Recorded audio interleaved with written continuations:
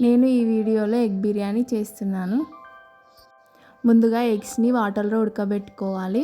పక్కన కడాయి పెట్టుకొని దాంట్లో 1.5 స్పూన్ ఆయిల్ వేసుకొని 2 ఆనియన్స్ కట్ చేసి వేసుకోవాలి. బ్రౌన్ కలర్ వచ్చేంత వరకు వేయించుకోవాలి. అవి వేగేంతలోపు పక్కన 3 టమాటాలు తీసుకొని కట్ చేసుకొని మిక్సీ పట్టుకోవాలి. పేస్ట్ చేసుకొని పక్కన పెట్టుకోవాలి.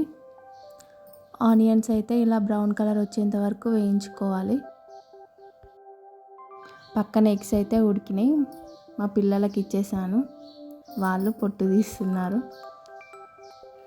ఆనియన్స్ అయితే బ్రౌన్ కలర్ వచ్చేసాయి, పక్కన తీసి పెట్టుకోవాలి.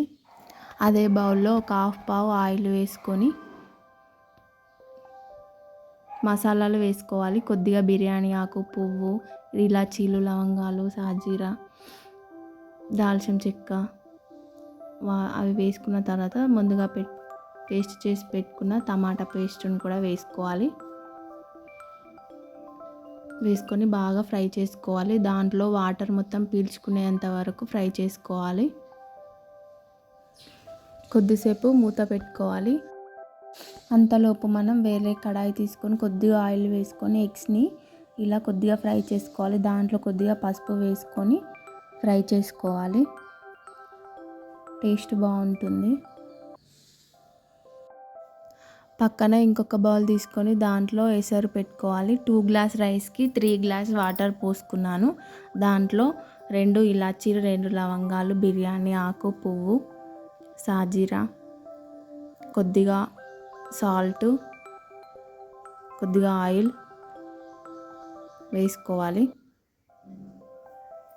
అన్నీ వేసుకొని ఎసరు వచ్చేంత వరకు మూత పెట్టుకోవాలి. పక్కన కర్రీని చూసేద్దాం. టమాటా పేస్ట్ అయితే ఇలా వాటర్ పీల్చుకుంటున్నాయి. ఇలా వాటర్ పీల్చుకున్న తర్వాత దాంట్లో కొద్దిగా అల్లం వెల్లుల్లి పేస్ట్ వేసుకొని ఫ్రై చేసుకోవాలి. ఫ్రై అయిన తర్వాత దాంట్లోనే కొద్దిగా పసుపు కూడా వేసుకొని బాగా మిక్స్ చేసుకోవాలి. 3 స్పూన్స్ కారం, 1.5 స్పూన్ సాల్ట్ వేసుకున్నాను. కొద్దిగా ధనియాల పొడి వేసుకొని బాగా మిక్స్ చేసుకోవాలి. పక్కన ఎసరు వచ్చింది. దాంట్లో కొద్దిగా పెరుగు వేసుకోవాలి, టేస్ట్ కోసం బాగుంటుంది. పెరుగు వేసుకొని బాగా మిక్స్ చేసుకోవాలి. కొద్దిగా పచ్చివాసన పోయేంత వరకు బాగా మిక్స్ చేసుకొని మూత పెట్టుకోవాలి. నెక్స్ట్ పక్కన ఎసరు అయితే వచ్చేసిందండి. నేనైతే 2 గ్లాస్ రైస్ తీసుకున్నాను, 3 గ్లాస్ వాటర్ తీసుకున్నాను. రైస్ని హాఫ్ అన్ అవర్ ముందు నానబెట్టుకోవాలి. పక్కన కర్రీ అయితే ఫ్రై అయింది. దాంట్లో ముందుగా ఫ్రై చేసి పెట్టుకున్న ఎగ్స్ని వేసుకొని మిక్స్ చేసుకోవాలి. దాంట్లోనే ముందుగా ఫ్రై చేసి పెట్టుకున్న ఆనియన్స్, కొద్దిగా కొత్తిమీర అన్నీ వేసుకొని బాగా మిక్స్ చేసుకోవాలి. మిక్స్ చేసుకున్న తర్వాత 1 మినిట్ మూత పెట్టుకోవాలి. పక్కన రైస్ ఎంతవరకు వచ్చిందో చూద్దాం. ఇంకా ఉడకాలి. మా పిల్లలు అయితే ఇక్కడ బిర్యానీ కోసం వెయిట్ చేస్తున్నారు. రైస్ అయితే చూసేద్దాం ఒకసారి. ఇలా కొద్దిగా పలుకు మీద ఉడికించుకోవాలి. రైస్ని ఆ కర్రీలో వేసుకోవాలి. స్లిమ్లో పెట్టుకోవాలి మంట మాత్రం. దానిపైన అలా విడివిడిగా రైస్ని వేసుకోవాలి. వేసుకొని మొత్తం ఫుల్ఫిల్ చేయాలి. దానిపైన కొద్దిగా ఫుడ్ కలర్ వేసుకోవాలి. వేసుకొని మూత పెట్టుకోవాలి. స్టవ్ పైన రొట్టె పెంక పెట్టుకొని దానిపైన కడాయిని పెట్టుకోవాలి.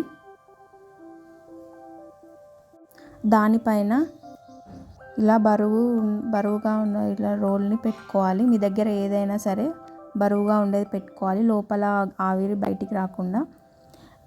గ్యాస్ని మీడియంలో పెట్టుకొని 10 మినిట్స్ వరకు ఉంచుకోవాలి. 10 మినిట్స్ తర్వాత తీసి ఇలా కొద్దిగా తీసి చూడాలి వాటర్ ఉన్నాయా లేవా అని. వాటర్ అయితే లేవండి. బిర్యానీ అయితే రెడీ అయింది. ఇలా కిందికి పైకి అనుకోవాలి.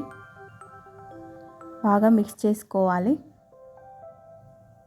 చూడండి బిర్యానీ అయితే రెడీ అయిందండి. మీరు కూడా ట్రై చేయండి. బిర్యానీ ఎలా ఉంది? చికెన్ ఎలా ఉంది? Super mummy. మీరు కూడా బిర్యానీ చేసుకోండి.